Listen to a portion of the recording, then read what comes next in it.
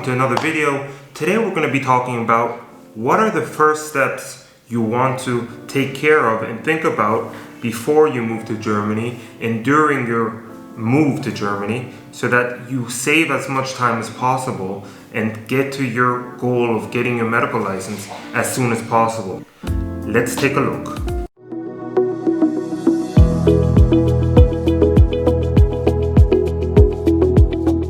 Before we enter this topic of what you should begin with, I would encourage you to subscribe to the channel here.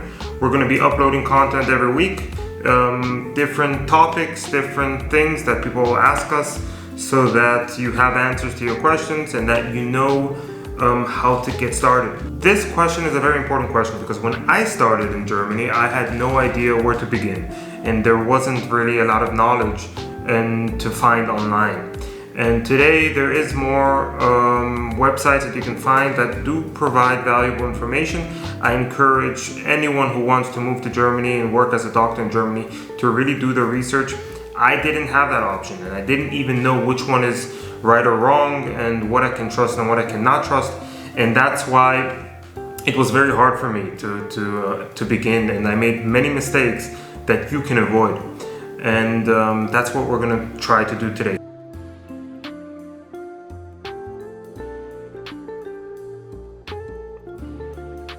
So the first thing you want to think about when you move to Germany is German, obviously. So you need the language. You're going to be talking in German in Germany, and that's the first thing you want to take care of. You have the option to learn German in your country.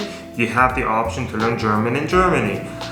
Each of these options has advantages and disadvantages. The obvious advantage to learning German in your country, at least to begin learning German in your country, is that you're going to save money. Obviously, you have your own apartment or your family's apartment. You don't have to, indulge in unnecessary expenses. So if you're tight on finances, that's something you want to think about, and it's going to be critical for you. On the other hand, a disadvantage is that you're going to be restricted to fewer German schools, and you're not going to be able to talk as much German. So the big advantage of learning Germany in Germany is that in Germany you can talk German all day long, from the moment you wake up to the minute you go to sleep. So you're going to be able to go to a Sprachschule. Sprachschule means language school, and you're going to be able to talk after that school with your friends, with colleagues, with other people. I remember when I went to the Sprachschule in Berlin, I would go out with my friends from that school after, and we would talk German in coffee, and we would practice what we just learned.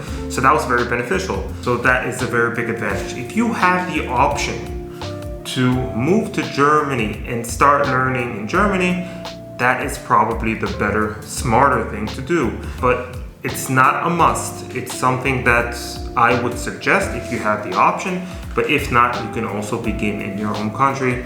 There are many people who do that and succeed. The second thing I would recommend you to think about is, where do you want to submit your documents? As you know, Germany is not one of the same. You have different states inside of Germany, and every state can be a bit different. So you want to take that into consideration. For example, there are states that can be a bit more flexible. There are states that can be more strict.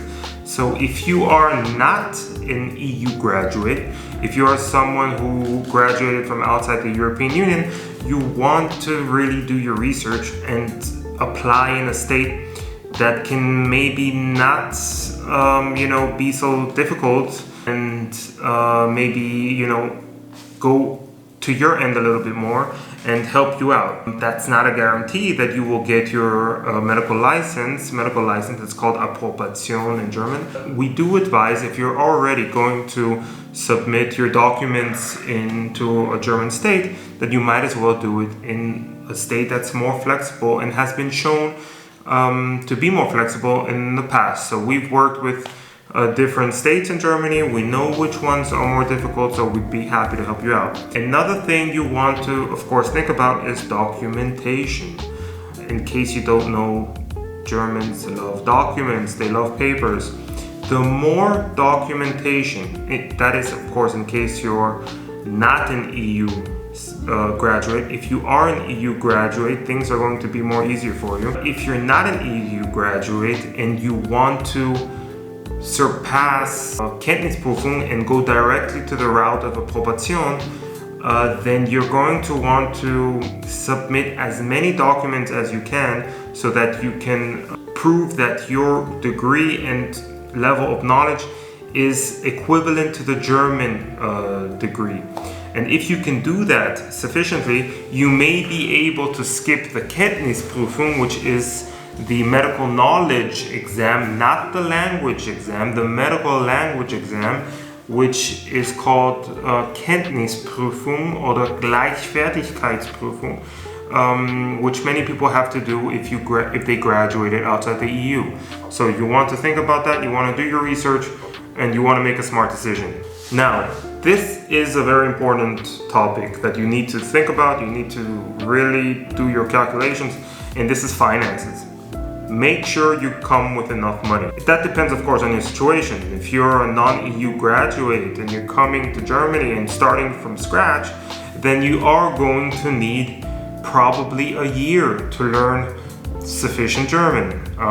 Most states in Germany at the moment require B2 level of German, so you're going to have to take that into account. And then you need the German medical language, the Fachsprache Deutsch, which you're going to have to also do an exam for, which is called the Fachsprachenprüfung. So you have to think about that. You have to have enough money to support yourself during these months, because it's probably going to be a year and a half until you can begin working in Germany. So you want to do your calculations. I've heard of many cases, and I have many friends, and I had many people we worked with who came and did not do their proper calculations, and then halfway through, no more cash, and they had to go back. And that's the last thing you want to do and to experience. So think about that. Take enough time to calculate your finances, come with enough money. Now, I get the question, Itai, how much money do I need per month? And that's, there's no one answer to all. That depends, of course, on you, where you live, what your expectations are. If you're going to live in Berlin and go out every night and want to rent an apartment in the best of areas, then you can expect to pay triple or quadruple the price that other people are paying in smaller cities in Germany and that are staying on the weekends at home and studying. I would say that you should count a minimum of 1,000 euros per month. That is, so I would say an average sum that you should think about and calculate in your plans. Or you're looking to become a doctor in Germany, or maybe you are already a doctor in Germany, subscribe to our channel. We're going to be uploading content here every week. Whether you're moving or already in Germany, there's always something to learn. Also, visit our website, www.doctoringermany.com. We have a blog there. You can get content for free, and every week it's getting updated. Just tune in, read it through, and you're going to gain a lot of knowledge. If you need help with your particular situation, if you're having a hard time understanding what your best path is, feel free, contact us, book a consultation, and we'll talk about what the best path is for you and how you can save time and money in the process.